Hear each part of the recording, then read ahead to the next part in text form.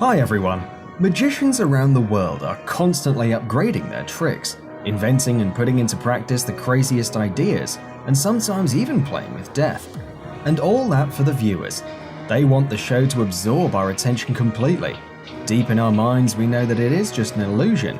But shit!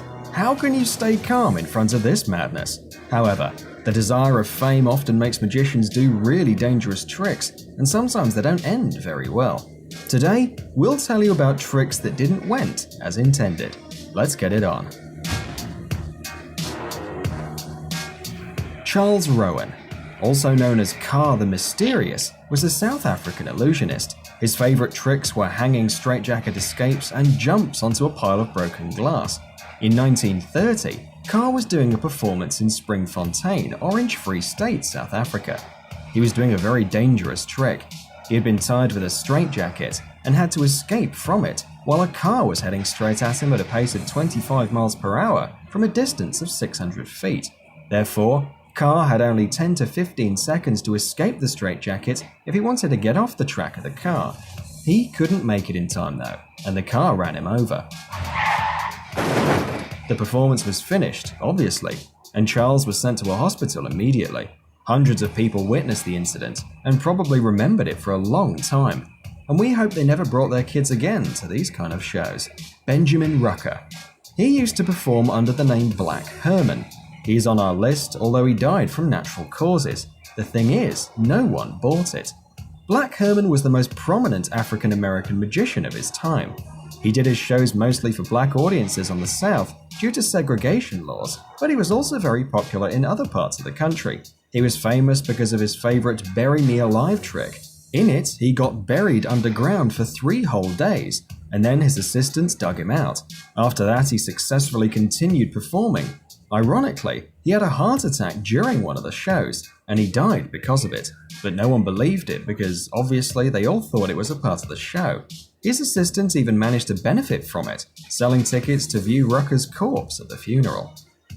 Royden Joseph Gilbert Raison de la Ganesta, but you can call him simply Ganesta. His visit card was escaping barrels filled with some liquid.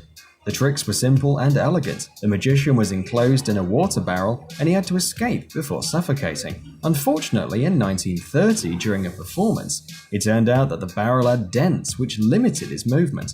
As a result, Joseph couldn't open it and drowned. The incident, however, had a bizarre effect.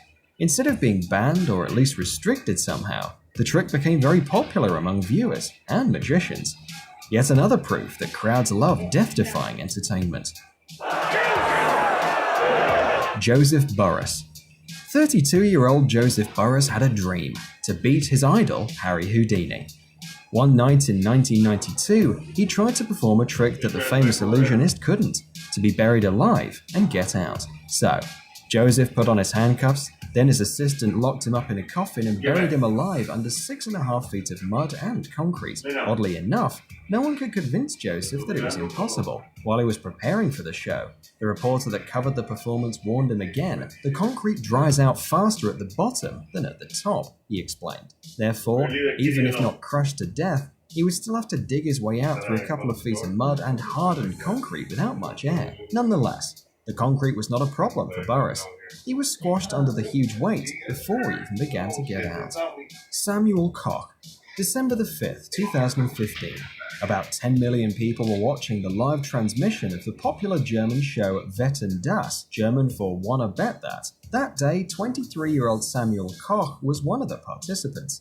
He had to jump over 5 moving cars using so-called kangaroo boots. Everything was going great, but when he got to the 4th car, one of the boots failed, and Samuel couldn't jump as high as he needed. The audience and the presenter were shocked, and the program was taken off air immediately. Doctors took the guy to the hospital. He underwent 2 operations and spent 10 days in a coma after breaking the cervical vertebrae. He survived, but ended up paralyzed. Thanks for watching. Please like and share the video in social networks, and we'll be right back to you as fast as we can.